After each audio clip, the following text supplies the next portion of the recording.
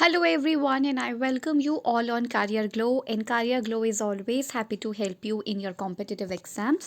तो अभी recently CTET के एग्ज़ाम्स सारे ख़त्म हुए हैं, रिज़ल्ट आ गया है, प्लस साथ में जो फाइनल आंसर की होती है वो भी आ गई है।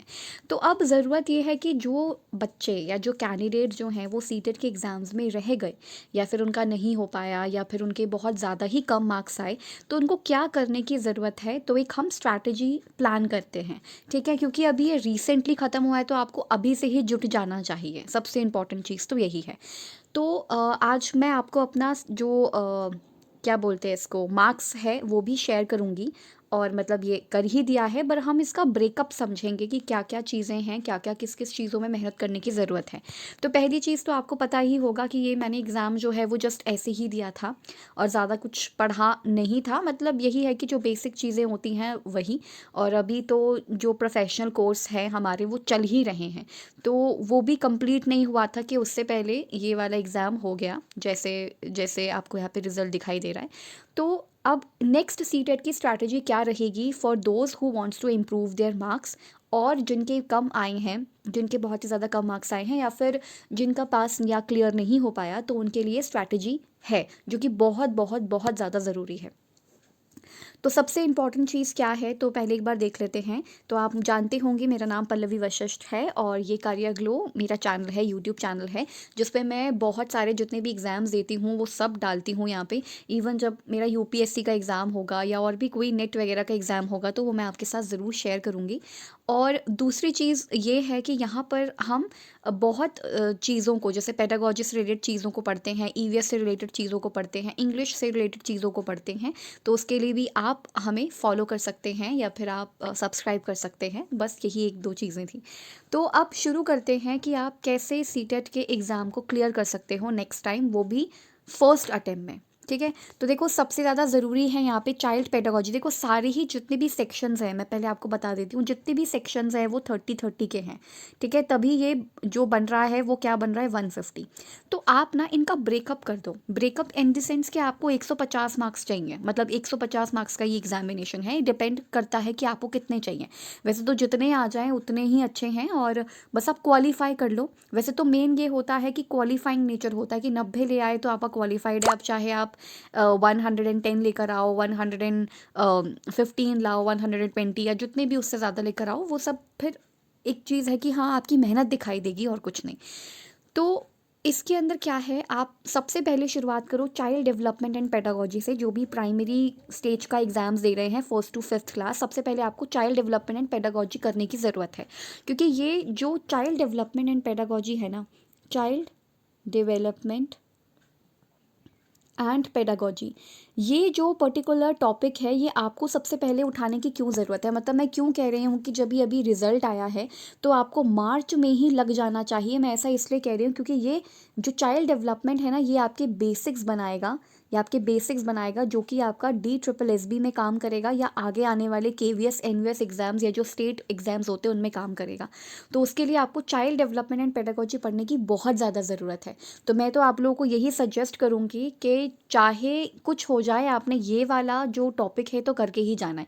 मतलब कभी कभी कुछ लोग होते हैं वो ऐसा कर लेते हैं ना कि चलो हिंदी एंड इंग्लिश की हाफ हाफ तैयारी करके चले गए, कोई बात नहीं, बाकी नेगेटिव मार्किंग तो है नहीं, चल जाएगा काम। ऐसा नहीं करना है चाइल्ड डेवलपमेंट एंड पेडागोजी के साथ। मतलब ये आपका जो ये पर्टिकुलर सब्जेक्ट है ना, ये बहुत बहुत बहुत ज़्यादा स्ट्रॉन्ग होना चाहिए, बहुत ज़्यादा।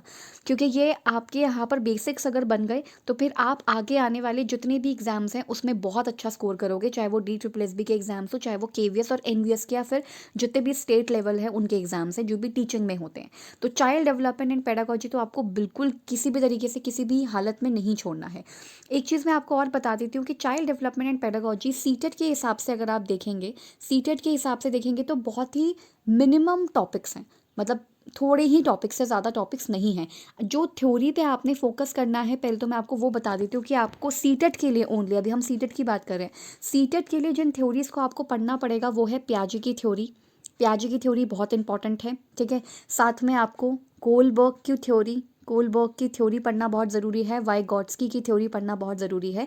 और अगर आप नहीं जानते तो मैं आपको ये बता देती हूँ कि अभी मैंने सीडीपी के 30 क्वेश्चंस का एनालिसिस किया है, जो कि 3 वीडियोस में आया है, जिसमें 10 क्वेश्चंस को मैं एनालिसिस करके आपको बता रही हूँ कि इसका ये आंसर है तो क्यों है। और आपको दिख ही गया होगा कि सीडीपी में कुछ प्रॉब्लम्स तो हो ही जाती हैं, मतलब थोड़ा एक आध मार्क्स जो है वो इधर उधर हो जाता है।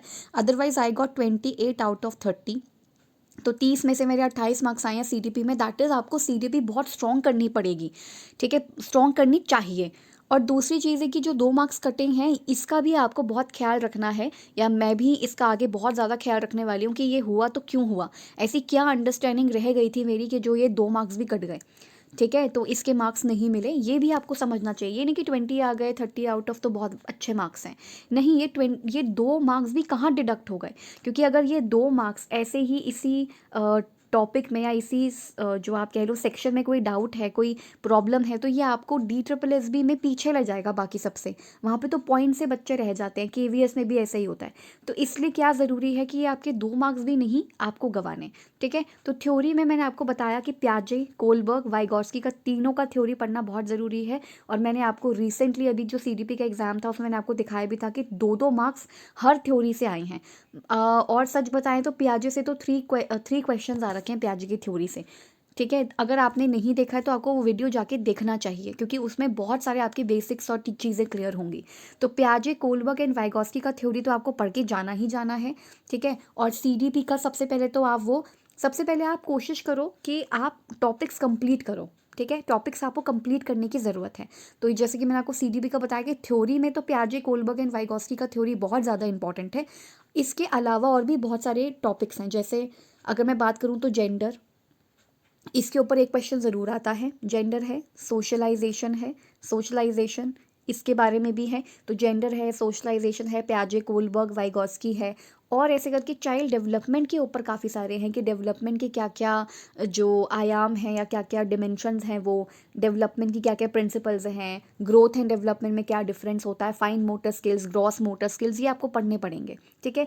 तो ये आपका सीडीपी के हम वैसे तो सिलेबस लेकर आएंगे नेक्स्ट टाइम पर, अभी मैं आपको सिंपल ये बता रही हूँ कि आपको इन थ्योरी के ऊपर बहुत ज़्यादा फोकस करना है, क्योंकि पियाजे, कोलबर्ग एंड वाइगॉट्स्की से कितने क्वेश्चंस आ रखे हैं, 4 5 6 7 क्वेश्चंस तक आ रखे हैं। यानी कि ये 3 थ्योरी अगर आपने कर ली तो आपको ये DSSB, KVS जैसे एग्जाम्स में भी हेल्प करेगा और सीटेट में तो हेल्प करेगा ही। तो पियाजे, कोलबर्ग एंड वाइगॉट्स्की को तो आप छोड़ के जा ही नहीं सकते हो, ठीक है। फिर जेंडर एंड सोशलाइजेशन के ऊपर एक एक क्वेश्चन आया और वो बहुत ज़्यादा ईजी होता है, मतलब अगर आपने हल्का सा भी सोशलाइजेशन, जेंडर पढ़ लिया ना तो भी आपका बहुत अच्छे से हद तक क्लियर हो जाएगा। और ये सब आपको आगे आने वाली वीडियोज़ में ज़रूर मिलेगा, ठीक है।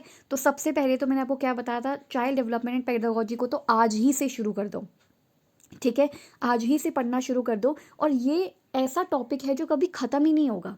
मैं आपको इसका रियलिटी बता देती हूँ, एक बार को आपका इंग्लिश का सारा सिलेबस ख़त्म हो सकता है, क्योंकि उसके अंदर सारे रूल्स वगैरह हैं या कुछ उसमें कॉन्सेप्ट्स हैं, ठीक है। और उसके टॉपिक्स भी मिनिमम होते हैं, जैसे नरेशन, वॉइस वगैरह, ये सारी चीज़ें, जैसे नाउन, प्रनाउन और ये सब। तो उनका टॉपिक, उनका जो कॉन्सेप्ट है, चीज़ें हैं, वो लिमिटेड स्तर पर हैं, उनका भले ही ख़त्म हो जाएगा। एक बार को ईवीएस का सिलेबस भी ख़त्म हो जाएगा, इंग्लिश का भी ख़त्म हो जाएगा, हिंदी का भी हो जाएगा और मैथ्स का भी हो जाएगा, पर नहीं होगा कभी भी। तो ये आपका चाइल्ड डेवलपमेंट पेडागोजी, इसका कोई एंड नहीं है। यहाँ पर इस चीज़ को मैं कोट करना चाहूँगी कि यहाँ पर अभी मैं सीटेट की भी बात कर रही थी, और यहाँ पे मैं DSSB के सेंस में भी बात कर रही हूँ कि अगर आप DSSB, KVS जैसे एग्ज़ाम्स देना चाहते हैं तो उसके लिए इस सब्जेक्ट का कोई अंत नहीं है। इसलिए अपने बेसिक्स को सुधारो, जो बेसिक्स थ्योरी है वो करो। तो चाइल्ड डेवलपमेंट एंड पेडागोजी में मैंने जैसे कि आपको बताया कि आपको पियाजे, कोलबर्ग, वाइगॉट्स्की का तीनों का थ्योरी बहुत अच्छे से पता होना चाहिए, पहली शुरुआत करो, ठीक है। उसके बाद जेंडर, सोशलाइजेशन, ये छोटे छोटे टॉपिक्स हैं, ये बहुत अच्छे से क्लियर हो जाएंगे। आपने फिर इसके ही उसमें आपको चाइल्ड डेवलपमेंट भी पढ़ना है, और चाइल्ड डेवलपमेंट के अंदर वही आता है कि डेवलपमेंट क्या है, ठीक है, बच्चा डेवलप कैसे कैसे होता है, और उसमें ग्रोथ और डेवलपमेंट में क्या डिफरेंस है, मैच्योरेशन किसे कहते हैं, परिपक्वता जिसको हम कहते हैं वो क्या चीज़ है, और कई सारी स्टेजेस है इसमें। आपको सिगमंड फ्रॉइड और जो एरिक एरिक्सन है ये भी पढ़ने पड़ेंगे। तो आप एक जगह पे ना इन सबको नोट करो। हालांकि मैं अलग से सीटेट के सिलेबस सीडीपी का सिलेबस के ऊपर अलग, ईवीएस का सिलेबस के ऊपर अलग अलग से बनाऊंगी वीडियो, पर ये हम एक जेनरिक पॉइंट ऑफ व्यू ले रहे हैं, एक जेनरिक व्यू ले रहे हैं कि क्या है। तो देखो, चाइल्ड डेवलपमेंट एंड पेडागोजी में 28 आउट ऑफ 30, तो इतना स्कोर मेरा हुआ है, क्योंकि सच बताएं तो चाइल्ड डेवलपमेंट पेडागोजी को आपको स्ट्रॉन्ग करना ही पड़ेगा। ठीक है, तो ये कहीं से भी उठ करके आ सकता है, लेकिन जो मिनिमम थ्योरीज मैंने आपको बताई हैं वो इसका पार्ट है। सीटेट के लिए कम ही सिलेबस होता है वैसे तो देखा जाए तो चाइल्ड डेवलपमेंट एंड पेडागोजी का। तो आपको एटलीस्ट आपको इतना ही स्कोर करना है। 25 भी बहुत अच्छे स्कोर हैं, और 28 और 30 आउट ऑफ 30 तो बहुत ही अच्छे, बहुत ही ज़्यादा अच्छे स्कोर्स हैं। तो इसलिए आप कोशिश करो कि 25 तो पार ही करो सारे सब्जेक्ट्स में, ऐसा कोशिश आप कर सकते हो। या आप कोशिश करो कि 20 पार करो। अब देखो, मेरा मैथमेटिक्स पे हम बाद में आएंगे, क्योंकि ये मेरा सबसे वीक पॉइंट है और ये मुझे पहले से ही पता था कि ये मेरा वीक पॉइंट होगा। तो इसमें मुझे लग रहा है जो 15 मेरे क्वेश्चन सही हैं वो पेडागोजी से हैं। अगर एक बार आप चाइल्ड डेवलपमेंट एंड पेडागोजी पढ़ लेते हो अच्छे से, तो आपकी बाकी के सब्जेक्ट्स की भी पेडागोजी कंप्लीट हो जाती है। ठीक है, तो देखो, चाइल्ड डेवलपमेंट एंड पेडागोजी में तो 28 आउट ऑफ 30 हैं, जो कि सबसे हाईएस्ट स्कोर है अगर देखा जाए बाकी सभी सेक्शंस मिला करके।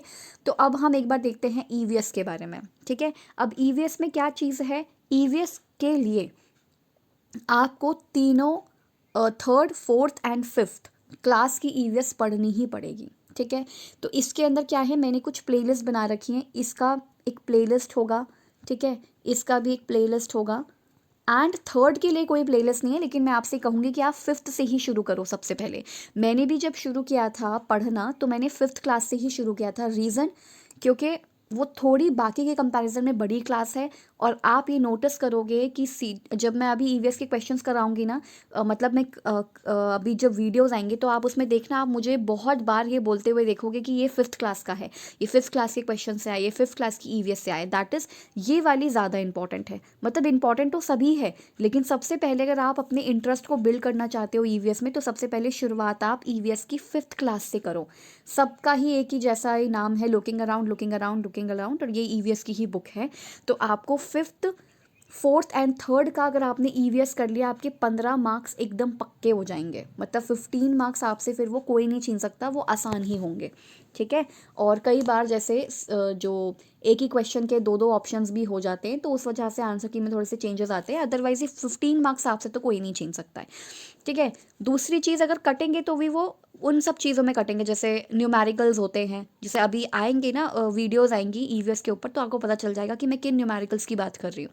ठीक है, वो डिस्टेंस वगैरह के ऊपर है, वो थोड़े से रीजनिंग के क्वेश्चंस होते हैं, उसमें अगर मार्क्स इधर उधर होते हैं तो हो सकते हैं, अदरवाइज आपके नहीं होंगे मोस्टली अगर देखा जाए तो देखो, लुकिंग अराउंड और ये आपको fifth, fourth and third class का ईवीएस तो करके जाना ही है एटलीस्ट।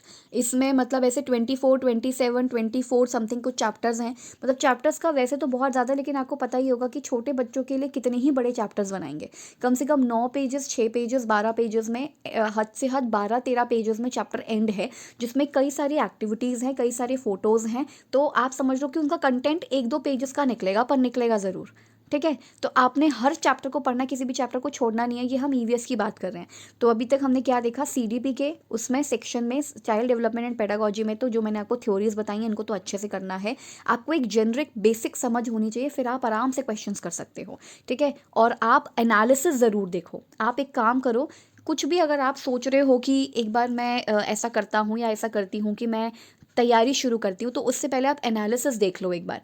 वो अभी रिसेंट का एग्ज़ाम है, आप एनालिसिस देखोगे, 10 क्वेश्चंस देखोगे। ठीक है, मतलब 3 वीडियोस होंगी सीडीपी की, 30 क्वेश्चंस की, उसमें 10-10 क्वेश्चंस करके कराए हुए हैं। ऐसा करोगे तो क्या होगा कि आपने एक क्वेश्चन पढ़ा, ठीक है, जिसको मैं समझा रही हूँ, एक क्वेश्चन पढ़ा, आप पहले अपना आंसर दो। पहले आप अपना आंसर देने की कोशिश करो। ऑब्वियसली शुरुआत में आप थ्योरी के आंसर्स नहीं दे पाओगे, क्योंकि उसके लिए आपको थ्योरी पता होनी चाहिए। पर जो जनरल क्वेश्चंस होते हैं उनके आंसर आप ज़रूर दे पाओगे।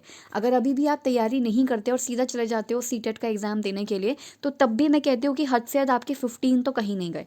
15 मार्क्स तो आपके आएंगे ही आएंगे, और हो सकता है कि 10 मार्क्स तो आपके आए ही बिना पढ़े हुए। लेकिन जब आप पढ़ लोगे तो यही आपके ज़्यादा मार्क्स हो जाएंगे। तो आपको क्या करने की ज़रूरत है, आपको चाइल्ड डेवलपमेंट एंड पेडागोजी के बेसिक्स तो क्लियर करने की ज़रूरत है शुरुआत में, पर उससे पहले आप एनालिसिस देखो। 10 क्वेश्चंस करके 3 वीडियोज़ हैं, उनका एनालिसिस देखो और देखो कि इनका आंसर ये है तो क्यों है, और आपको बहुत सारी चीज़ें समझ आएंगी और आपका इंटरेस्ट बढ़ जाएगा। और जिस दिन आपका इंटरेस्ट बन गया, मेंटेन हो गया, आपको इंटरेस्ट आ गया, उस दिन आप बोलोगे कि अब किताबें ले आओ मेरे सामने और अब मैं सब चीज़ पढ़ूंगा या पढ़ूंगी। तो समझ रहे हो आप? तो आपको चाइल्ड डेवलपमेंट पेडागोजी के लिए इंटरेस्ट बनाने के लिए, अगर आपको इसके बारे में कुछ भी नहीं पता, तो आपको इंटरेस्ट बनाने के लिए सबसे पहले आपको एनालिसिस देखना पड़ेगा, जो मेरे चैनल पे है या फिर आप कहीं से भी देख सकते हो। 10 क्वेश्चंस का एनालिसिस देखो। एकदम से अपने ऊपर भार मत डालो कि एकदम से 30 क्वेश्चंस कर लेंगे हम। अगर आपका कैलिबर उतना है तो आप 2 वीडियोस देख लो, 20 क्वेश्चंस देख लो, बट आप शुरुआत में सिर्फ 10 क्वेश्चंस देखो। मैं तो आपको यही सजेस्ट करूँगी। उसके बाद अपना क्या बनाओ, अपना थोड़ा सा रूटीन बनाओ, अपना इंटरेस्ट जनरेट करो। ईवीएस का भी एनालिसिस बहुत जल्दी आएगा, वो भी 10 क्वेश्चंस करके। तो आपको ईवीएस कहाँ से, मैंने आपको बताया था कि 3rd 4th 5th क्लास की जो बुक्स हैं, पहले तो आप ये कंप्लीट करो, और इसके अलावा आपने कुछ और करना ही नहीं है, कुछ नहीं करना इसके अलावा। और बाकी के जो 15 क्वेश्चंस बनते हैं ईवीएस के पेडागोजी से, वो अगर आपको इस पेडागोजी की समझ हो गई तो आप उस पेडागोजी को भी आराम से संभाल लोगे। और वैसे भी मेरे चैनल पे ईवीएस के प्लेलिस्ट बनी हुई है पेडागोजी की, जिसमें अभी तो फ़िलहाल 3 ही उसके अंदर क्लासेस हो रखी हैं, लेकिन आप उसको ज़रूर जाके देखो, ठीक है? वो आपको बहुत हेल्प करेंगी, आपका इंटरेस्ट बनाएंगी, और वो बिगिनर्स के लिए है, मतलब आप बहुत आराम आराम से चीज़ों को सीख सकते हो। अच्छा, अब एक चीज़ और है। अब मैथमेटिक्स की तो हम बिल्कुल लास्ट में बात करेंगे। हालांकि चाइल्ड डेवलपमेंट पेडागोजी हो गया, ईवीएस का मैंने आपको बता दिया है। उसके बाद आते हैं हम इंग्लिश के ऊपर। तो ये लैंग्वेज जो फर्स्ट है दैट इज़ इंग्लिश। ये जो लैंग्वेज फर्स्ट आपको दिखाई दे रही है, ये मेरी इंग्लिश है, क्योंकि मुझे मेरी टीचर्स ने कहा था कि आप फर्स्ट प्रेफरेंस इंग्लिश को दो, क्योंकि कभी कभार उसमें क्या होता है ना, फर्स्ट मतलब लैंग्वेज का फर्स्ट पेपर ना थोड़ा ईजी आता है, ठीक है, as compare to the second language, वो थोड़ा सा ईजी आता है। तो इसमें होता क्या है कि अगर आपने फर्स्ट पेपर या अगर आपने फर्स्ट लैंग्वेज को अगर आपने इंग्लिश माना, दैट इज़ कि यहाँ पे आपको पोएम्स जो हैं वो नहीं मिलेंगी, ठीक है? इसके अंदर नहीं, आई थिंक मैंने थोड़ा सा इसमें, हाँ, तो इसमें क्या होता है कि मतलब ये है कि आप इंग्लिश का देखो, लैंग्वेज 1 लैंग्वेज 2, ये तो आपके ऊपर डिपेंड करता है कि आप क्या लगाना चाहते हो। अब देखो इंग्लिश का देख लो एक बार, इंग्लिश आपने कैसे करनी है। इंग्लिश का भी एनालिसिस बहुत जल्दी आएगा। इसमें होता है पैराग्राफ, ठीक है? इंग्लिश में क्या होता है, इंग्लिश में होता है पैराग्राफ। एक पैराग्राफ आता है सिंपल, और उसके क्वेश्चंस होते हैं। अगर आपने लैंग्वेज 2 ली है इंग्लिश को, देखो वहाँ पे तो मैं अभी कंफ्यूज हो गई थी आपको समझाते हुए, लेकिन लैंग्वेज 1 आप उसको लो जो थोड़ा सा इजी हो, ठीक है? कि आपको लगे कि मतलब कि ये तो मैं पोएम वगैरह या जो भी चीज़ें हैं ये तो नहीं कर पाऊँगी, लेकिन इसमें क्या है कि मेरा लैंग्वेज फर्स्ट जो है, आई थिंक वो मैंने हिंदी को लिया है। इसको मैंने हिंदी को लिया है, जिसमें मुझे एक पोएम मिली थी, एक पोएम मिली थी, और एक मुझे क्या मिला था, एक पोएम मिली थी और एक पैराग्राफ मिला था, ठीक है?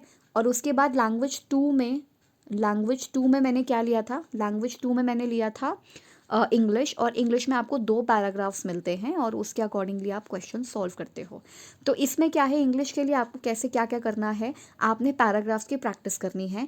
6-7 मार्क्स तो आपको वहीं से मिल जाएंगे। और उसके बाद इंग्लिश की अलग से पेडागोजी होती है, जिसकी अभी तो कोई प्लेलिस्ट नहीं है, लेकिन मैं बहुत जल्द शुरू करूँगी, क्योंकि ये जो मैंने एग्ज़ाम दिया ना, ये मैंने उतना पढ़कर नहीं दिया है, क्योंकि मुझे क्या था कि अभी उस क्या बोलते हैं, प्रोफेशनल कोर्स में जस्ट एडमिशन हुआ है। तो जस्ट एडमिशन हुआ है, आपको उसके बारे में कुछ खास पता नहीं है, तो फिर ऐसे में चीज़ें करना बड़ा मुश्किल हो जाता है, क्योंकि जस्ट आप पेपर ही दे रहे हो और आपको टीचर्स भी कुछ खास पढ़ा नहीं रहे, आपको खुद से पढ़ना है।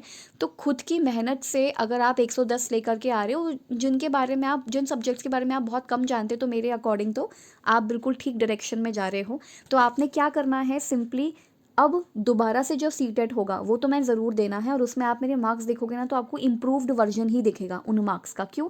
क्योंकि ये मैंने कुछ इस ऐसे ही दिया है, और ऐसे ही मैं पहली बार ही क्लियर हो गया। मैं आपको सच बता रही हूँ कि मैंने ईवीएस पढ़ा होगा, और जो जो मैंने पढ़ा है वो मैंने आपको उसका मैंने प्लेलिस्ट बना दिया था। जैसे मैंने मैथ्स की पेडागोजी पढ़ी थी बुक्स से, तो मैंने मैथ्स की पेडागोजी बना दी, उसके रिलेटेड जो भी क्या बोलते हैं उनको क्लासेस हैं वो आपको दे दी, ईवीएस से रिलेटेड दे दी, और जो इंग्लिश है, हिंदी है, उनसे रिलेटेड दे दी।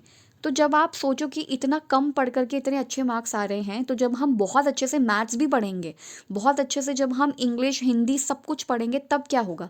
हिंदी की तो मैंने कोई प्लेलिस्ट बनाई भी नहीं है, उसका मैंने सोचा था बट मैंने बनाया नहीं। तो आप खुद सोचो कि कितने ज़्यादा मार्क्स इंप्रूव होंगे। इसलिए ये वाला जो एग्ज़ाम था ये तो मैंने जस्ट ऐसे ही दिया था अपने आप को टेस्ट करने के लिए कि कहाँ पर मैं स्टैंड करती हूँ, ठीक है। जिसमें से नेगेटिव मार्किंग तो है नहीं, तो कुछ मार्क्स जो होंगे वो तुक्के भी लग गए होंगे। ये तो आप सब जानते हो, सभी सारे क्वेश्चंस करके आने होते हैं। लेकिन अब जो जुलाई के आसपास जो एग्ज़ाम्स होगा, आप उसमें देखना कि मेरे मार्क्स कितने इम्प्रूव्ड होंगे। और साथ साथ अगर आप वीडियोस देखोगे, मेरी वीडियोस को फॉलो करोगे, तो आपके मार्क्स भी इम्प्रूव्ड होंगे। तो सोचो मैंने ज़्यादा कुछ मेहनत नहीं करी थी और तब ये मार्क्स मुझे मिले हैं। जब हम और अच्छे से पढ़ेंगे तो कितने मार्क्स आ जाएंगे। तो मेरा बस पढ़ा समझाने का आपको ये मतलब था। इंग्लिश का आप अगर फॉलो करते हो मेरी वीडियोस तो आपको पता होगा कि इंग्लिश तो मैं जैसे CGL लेवल का, CHSL लेवल का देती हूँ, तो उसमें मुझे 48 मार्क्स मिलते हैं आउट ऑफ 50, और एक बार तो 50 आउट ऑफ 50 भी आए हैं। तो इंग्लिश तो मेरी बहुत स्ट्रॉन्ग है।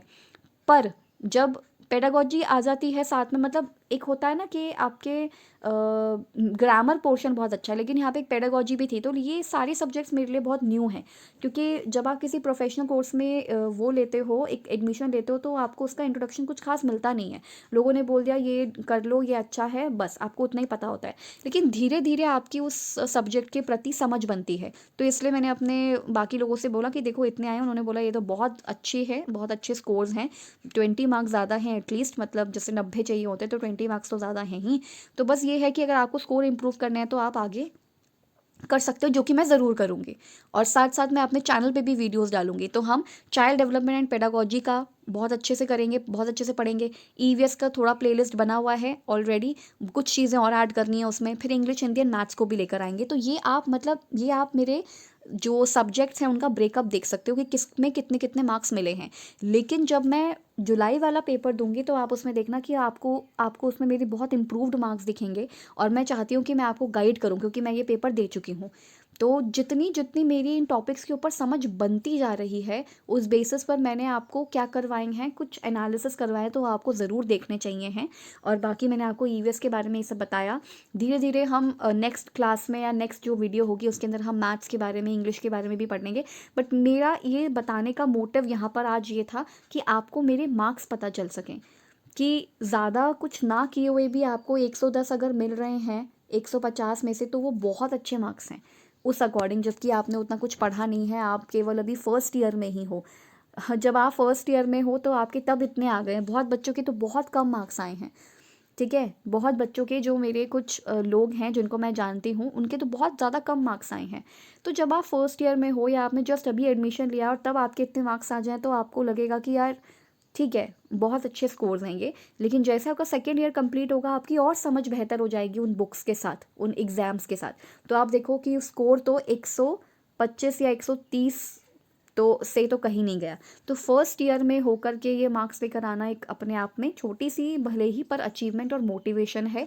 तो इसलिए मैं आपको यही कहूँगी कि जिनके इतने भी नहीं आए हैं या जिनके जस्ट पास हैं 90 वाले, उनको भी आगे और इम्प्रूव करना चाहिए। एक और बार एग्ज़ाम दो, वो भी अच्छे से पढ़ के, क्योंकि अगर आप प्राइवेट उसमें भी जाओगे तो वो ये नहीं देखेंगे, वो ये तो देखेंगे कि आपका ठीक है चलो हो गया है 90 है, कि आपका जो आपको सर्टिफिकेट है वो मिल गया है, आपने क्वालिफाई कर लिया। लेकिन फिर क्या, उससे ज़्यादा मार्क्स आने चाहिए ना, तभी तो आप कंपटीशन में आगे आओगे।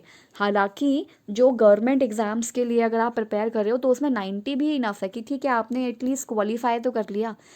पर अगर आपको प्राइवेट यूनिवर्सिटीज़ में जाना है, प्राइवेट अगर आपको स्कूल्स में जाना है, तो आपको मार्क्स अच्छे लाने पड़ेंगे, 120, 125, 130 के करीब। तो नेक्स्ट टारगेट, मेरा तो जो नेक्स्ट टारगेट होगा दैट विल बी 130 एंड 125 तक, इतना तो होगा ही। जब अभी इतने आए हैं तो नेक्स्ट टाइम बिल्कुल इम्प्रूव्ड वर्जन दिखेगा आपको। पर उसके लिए वो तो चलो सेकेंडरी चीज़ है, वो मेरी चीज़ है। बट प्राइमरी चीज़ मेरे लिए ये है कि मैं आपको child development, pedagogy, EVS, English, Hindi और मैथ्स, इन सब की आपको थोड़ा सा गाइडेंस दे सकूं जिस हिसाब से मैंने एग्ज़ाम दिया है। और आप एनालिसिस भी देखते रहो, साथ साथ आपको पता चलेगा।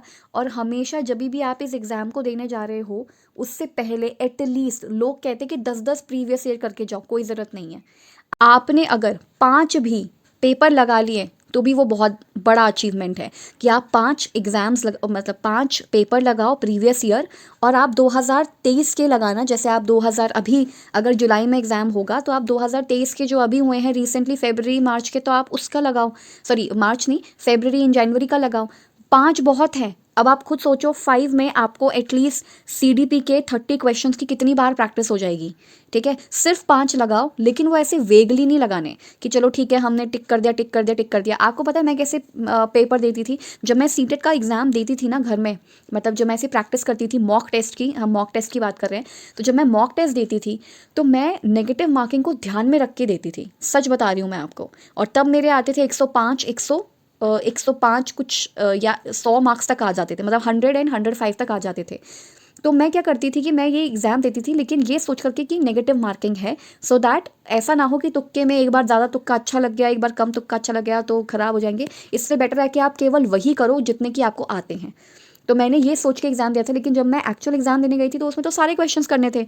तो उसमें तो आप किसी एक चीज़ में, एक में तुक्का भी लगा सकते हो जो उसके आसपास का क्वेश्चन बन रहा है, उसके आसपास का जो आपको लगता है। तो इसीलिए वैसे आपकी मर्ज़ी है आपको क्या करना है, लेकिन मॉक टेस्ट आप बिल्कुल ईमानदारी से दो। ईमानदारी इन द सेंस कि जितना आता है केवल उतना ही टिक करो। एग्ज़ाम में आपको जो क्वेश्चन नहीं भी आ रहे हैं उन पे लगाना ही है, पर ऐसे अगर आप करोगे ना, केवल उसी को टिक करोगे जो आपको आते होंगे, तो इससे होगा क्या कि आप एकदम ईमानदार रहोगे। पहली चीज़ तो ईमानदारी के साथ साथ क्या होगा कि आपको ये पता होगा कि मेरे कौन से स्ट्रॉन्ग पॉइंट्स हैं और कौन से मेरे वीक पॉइंट्स हैं। ठीक है, तो आपको इस चीज़ का ध्यान रखना है। एक चीज़ मैं आपको बता देती हूँ मॉक टेस्ट के ऊपर। ठीक है, मॉक टेस्ट आपने जब भी देना है एग्ज़ाम से पहले या जो भी है, नेगेटिव मार्किंग को ध्यान में रख के दो। ठीक है, प्लीज़, क्योंकि इससे आप थोड़े से ज़्यादा ऑनेस्ट रहोगे, आप तुक्का नहीं लगाओगे। तुक्का लगाने से बचना है आपको, क्योंकि अगर आप तुक्का लगाओगे तो आप समझ ही नहीं पाओगे कि ये मेरा स्ट्रॉन्ग पॉइंट है, मतलब आप अपने स्ट्रॉन्ग पॉइंट एंड अपने वीक पॉइंट्स नहीं समझ पाओगे। So to know your strong and weak points के बारे में अगर आपको जानना है तो आपको नेगेटिव मार्किंग का ध्यान रखना पड़ेगा सीटेट में। आप वो ही टिक करो जो आपको आते हैं, और उसके बाद तब आप अपना स्कोर देखो। आप अपना स्कोर देखो, उसके बाद आप देखो कि आपको क्या क्या आता है, क्या क्या नहीं आता है, कौन सी चीज़ें गलत हो गई हैं, मतलब आपने टिक भी किया है, आपने क्या ऐसा समझ लिया कि वो क्वेश्चन क्या कह रहा था और आपने क्यों गलत टिक कर दिया, तो आपको वो भी समझ में आएगा। और 5 बहुत है, मैं आपको बता रही हूँ 5 सफिशियंट है। क्या फ़ायदा? अच्छा एक चीज़ बताओ, आप खुद अपने दिमाग में सोचो, 10 पेपर करना अच्छा है जिसमें से आपको कुछ नहीं पता कि किसमें क्या क्वेश्चन था, उसका एक्सप्लेनेशन क्या था, या फिर वो 5 पेपर्स करना ज़्यादा बेटर है जिसमें आपको क्वेश्चंस अच्छे से याद हैं कि इस पेपर में ये क्वेश्चंस थे, उनका ये एक्सप्लेनेशन है। तो मेरे अकॉर्डिंग क्वांटिटी पे मत जाओ, क्वालिटी पर जाओ। यानी कि 5 पेपर करो सॉल्व, ओनली 5 पेपर सॉल्व करो, और हर एक सेक्शन में 30 क्वेश्चंस हैं, उनको देखो कि ये आंसर अगर उनमें है तो क्यों है। ठीक है, तो आप ऐसा कर सकते हो, ये आपके लिए बहुत ज़्यादा ज़रूरी है। कोई भी मॉक टेस्ट उठा सकते हो आप, या फिर प्रीवियस पेपर लो किसी से, अपने दोस्त से या जो भी हैं। अब तो वैसे भी पेपर्स जो हैं आपको सीटेट की वेबसाइट पे मिल ही जाएंगे कुछ टाइम के बाद, और आपका फाइनल आंसर की आ गया है, दैट्स इट। आपको एक्सप्लेनेशन नहीं मिल रहा तो अपना खुद का एक्सप्लेनेशन बनाने की कोशिश करो। ठीक है, मेरे पास जब मैंने ये शुरू किया था, अभी तो देखो सबके अभी जस्ट एग्ज़ाम खत्म हुए हैं, जस्ट रिजल्ट आया है, मेरे पास तो कोई एक्सप्लेनेशन नहीं है ना। मतलब मैंने जो एग्ज़ाम दिया है फाइनल आंसर की में कभी भी एक्सप्लेनेशन नहीं लिखा होता कि इसका ये आंसर है तो क्यों है। मेरे पास भी एक्सप्लेनेशन नहीं आया हुआ है, मेरे पास सिर्फ फाइनल आंसर की आई है, और फिर भी मैंने आपको पूरा पूरा एक एक क्वेश्चन का एनालिसिस करके उसका एक्सप्लेनेशन दिया है। कैसे? जब आप पढ़ते हो ना तो ये चीज़ें खुद से आती हैं।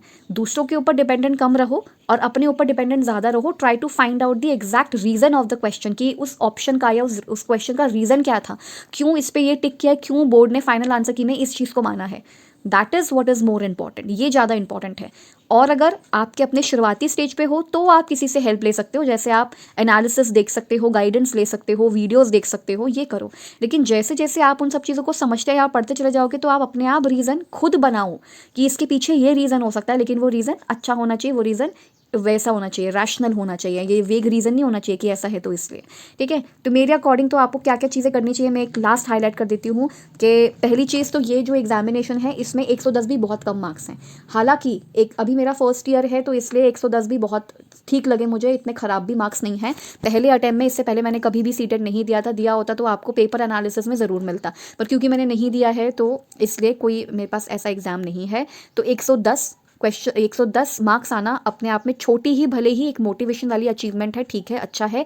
और मैंने इसके अंदर अभी सेकेंड ईयर में जब तक हम जाएंगे तो और बुक्स आ जाएंगी और समझ आएंगी, तो बहुत सारी चीज़ें आ सकती हैं। मतलब आपका जो ये स्कोर है हमारा वो इम्प्रूव होगा ही। पर मैं आपको यही सजेस्ट करूँगी कि चाइल्ड डेवलपमेंट पेडागोजी में जो मैंने आपको बताए थे अभी थ्योरीज, आपको वो अच्छे से करनी है। अगर आपको चाइल्ड डेवलपमेंट पेडागोजी से नई शुरुआत करनी है तो आप ईवीएस से शुरुआत कर सकते हो। ये तो बच्चों वाली है, बहुत चीज़ें आपको अवेलेबल मिल जाएंगी। आप क्या करो, कैसे पढ़ना है वो हम बाद में देखेंगे, पर ये कर सकते हो आप एक चैप्टर पढ़ो या फिर आप एक चैप्टर की समरी देखो। मान लो आपने प्लेलिस्ट खोली, ठीक है, करियर ग्लो से आपने मान लो प्लेलिस्ट खोली, 5th क्लास की ईवीएस की प्लेलिस्ट खोली, आपने एक चैप्टर पढ़ा, पहला ही आपने चैप्टर पढ़ा उसका, और वो से सुपर सेंसेस करके एक चैप्टर है, if I am not wrong, super senses एक चैप्टर है 5th क्लास की ईवीएस का, आपने वो खोला, आपने उसकी समरी देखी, ठीक है, वो 2 पार्ट्स में डिवाइडेड है मेरे उसमें चैनल पे, आपने वो 2 समरीज देखी, ठीक है। उसके बाद आपको वो समरी देख के नोट्स तो बनाने हैं, वो तो ठीक है, लेकिन आपको चैप्टर भी पढ़ना पड़ेगा, ठीक है।